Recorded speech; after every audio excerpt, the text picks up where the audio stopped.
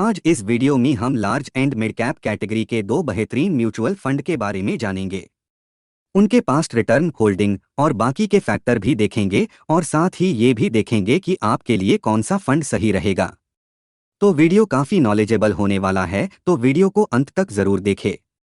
दोस्तों, जो फंड्स के बारे में हम डिटेल एनालिसिस करने वाले हैं वो है एक्सिस ग्रोथ अपॉर्चुनिटीज फंड और मेरे एसेट इमर्जिंग ब्लूचिप फंड। दोस्तों, दोनों ही फंड अपना इन्वेस्टमेंट लार्ज और मिड कैप कैटेगरी में करते हैं।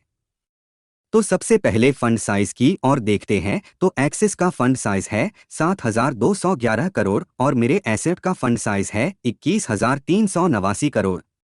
तो जैसा कि आप देख सकते हैं, मेरा एसेट का फंड साइज एक्सिस के मुकाबले लगभग 3 गुना ज्यादा बड़ा है।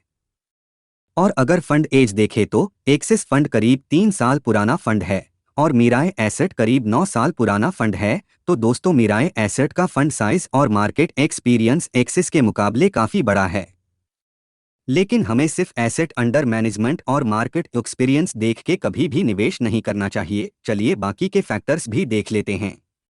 लेकिन आगे बढ़ने से पहले अगर आपको ये वीडियो पसंद आए तो वीडियो को लाइक और चैनल को सब्सक्राइब करना ना भूले।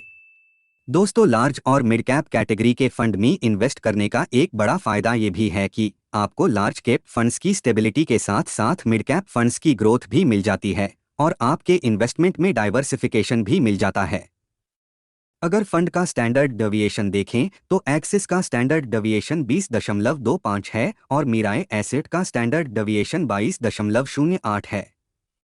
अगर शार्प रेशियो की और देखें तो एक्सिस ग्रोथ का शार्प रेशियो है 0.91 और मीराए एसेट का शार्प रेशियो है 0.78। तो दोस्तों, एक्सिस फंड का शार्प रेशियो काफ़ी बेहतर लग रहा है। अगर अल्फा और बीटा की और देखें तो एक्सिस फंड का अल्फा है 7.65 और मीराए एसेट फंड का अल्फा है 4.68। तो दोस्तों, एक्सिस फंड का अल्फा काफ़ी अच्छा है। और बीटा देखें तो एक्सिस फंड का बीटा है 0.86 और मीराए एसेट का बीटा है 0.98। तो दोनों फंड्स के बीटा में काफ़ी कम अंतर है। चलिए अब फंड्स की टॉप होल्डिंग और सेक्टर्स भी देख लेते हैं। तो दोस्तों, एक्सिस फंड में कुल 88 स्टॉक्स है और अगर टॉप 5 होल्डिंग्स देखें तो वो है Bajaj finance, pi industries, Tata Elxsi limited, Avenue supermart और टोरेंट पावर। और फंड के टॉप 5 सेक्टर्स है फाइनेंशियल सर्विसेज, टेक्नोलॉजी, केमिकल्स और हेल्थ केयर। और वहीं मेरे एसेट में करीब 71 स्टॉक्स शामिल है, जिसमें से टॉप 5 स्टॉक्स है ICICI bank, HDFC bank, Infosys, axis bank और रिलायंस इंडस्ट्रीज लिमिटेड। और जैसा कि आप देख सकते हैं, फंड की टॉप 5 होल्डिंग है financial, health care, technology, automobile और एनर्जी सेक्टर्स में। चलिए अब फंड के पास्ट रिटर्न भी देख लेते हैं, जिसमें हम 6 महीने से 5 साल तक का रिटर्न देखेंगे।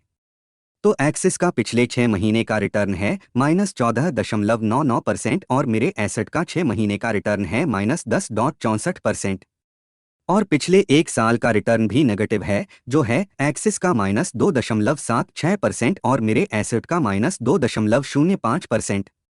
तो जैसा कि आप देख सकते हैं, दोनों ही फंड के 6 महीने से 1 साल के रिटर्न नेगेटिव है, क्योंकि लार्ज कैप फंड्स को अपना परफॉर्मेंस दिखाने के लिए टाइम लगता है। अगर आप शॉर्ट टर्म में ही फंड का परफॉर्मेंस देख के एग्जिट हो जाओगे तो आप आगे अच्छे रिटर्न गेन नहीं कर सकते। लार्ज कैप फंड्स में आपका इन्वेस्टमेंट पीरियड कम से कम 5 साल तक का होना चाहिए। तो आगे बढ़ते हैं और पिछले 3 सालों का रिटर्न देख लेते हैं, जिसमें एक्सिस का रिटर्न है 18.64% और मेरे एसेट का पिछले 3 सालों का रिटर्न है 17.47%। और अगर पिछले 5 सालों का रिटर्न देखें तो एक्सिस फंड 3 साल पुराना फंड है, इसीलिए उसका 5 सालों का डेटा अवेलेबल नहीं है। और मेरे एसेट का पिछले 5 सालों का रिटर्न है 14.17%। चलिए अब फंड्स के सेक्टर वाइज एलोकेशन भी देख लेते हैं। तो एक्सिस फंड का इक्विटी इन्वेस्टमेंट 93.67% और डेट इन्वेस्टमेंट 6.28% है, जिसमें से लार्ज कैप में 58.75%, मिड कैप में 32.18% और स्मॉल कैप में 2.73% इन्वेस्टमेंट है। और वहीं मेरे एसेट का इक्विटी इन्वेस्टमेंट करीब 99.58% है, जिसमें से लार्ज कैप में 57.57%, मिड कैप में 38.29% और स्मॉल कैप में 3.72% इन्वेस्टमेंट है। तो जैसा कि आप देख सकते हैं, दोनों का मार्केट एलोकेशन लगभग बराबर ही है। चलिए अब फंड्स के बाकी के फैक्टर्स भी देख लेते हैं, जैसे कि एक्सिस फंड का एक्सपेंस रेशियो 0.5% है और मेरे एसेट का एक्सपेंस रेशियो 0.7% है। तो दोनों फंड्स के एक्सपेंस रेशियो भी लगभग सेम ही है। और अगर एग्जिट लोड देखें तो एक्सिस का एग्जिट लोड 1% है अगर 10% से ज्यादा इन्वेस्टमेंट 1 साल के अंदर रिडीम किया तो, और मेरे एसेट का एग्जिट लोड भी 1% है अगर आपने 1 साल के अंदर रिडीम किया तो। दोनों फंड का benchmark index Nifty large mid cap 250 है। और अगर मिनिमम इन्वेस्टमेंट की और देखें तो एक्सिस ग्रोथ फंड में आप 18.55 की एनएवी के साथ 1000 की एसआईपी और 5000 के लमसम से अपना इन्वेस्टमेंट शुरू कर सकते हो। और वहीं मेरे एसेट फंड में आप 92.8 की एनएवी के साथ 1000 की एसआईपी से अपना इन्वेस्टमेंट शुरू कर सकते हो। इस फंड में लमसम इन्वेस्टमेंट अभी अवेलेबल नहीं है।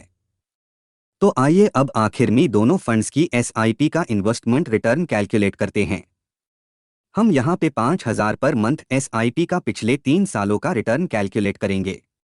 तो अगर आपने एक्सिस ग्रोथ फंड में 5000 पर मंथ की एसआईपी 3 सालों के लिए शुरू की होती तो आपका इन्वेस्टमेंट 1,80,000 का हो जाता और इस इन्वेस्टमेंट में आपको करीब 51,000 का प्रॉफिट मिलता और आपके इन्वेस्टमेंट की टोटल वैल्यू प्रॉफिट के साथ करीब 2,31,000 के करीब हो जाती। और वहीं मेरे एसेट फंड में आपके 1,80,000 के इन्वेस्टमेंट में आपको करीब 55,700 का प्रॉफिट मिलता और आपके इन्वेस्टमेंट की करंट वैल्यू 2,36,000 के करीब हो जाती। और यही एसआईपी हम मेरे एसेट फंड में 5 साल पहले शुरू की होती तो हमारा इन्वेस्टमेंट 3 लाख का हो जाता, जिस पर हमको करीब 1,51,000 का प्रॉफिट मिलता और हमारे इन्वेस्टमेंट की करंट वैल्यू 4,51,000 के करीब हो जाती। तो दोनों ही फंड बिल्कुल समानांतर चल रहे हैं, आप दोनों ही फंड से अच्छे रिटर्न की उम्मीद कर सकते हैं। लेकिन अगर आप दोनों में से एक ही फंड में निवेश करना चाहते हैं तो SIP return holding in top companies और मार्केट एक्सपीरियंस की और देखते हुए मेरा एसेट फंड एक्सिस के मुकाबले थोड़ा ज्यादा बेहतर विकल्प लग रहा है। तो आप अपने पोर्टफोलियो में कौन सा फंड शामिल करने वाले हैं, हमें कमेंट करके जरूर बताएं। अगर आपको वीडियो पसंद आया हो तो वीडियो को लाइक और चैनल को सब्सक्राइब करना ना भूलें।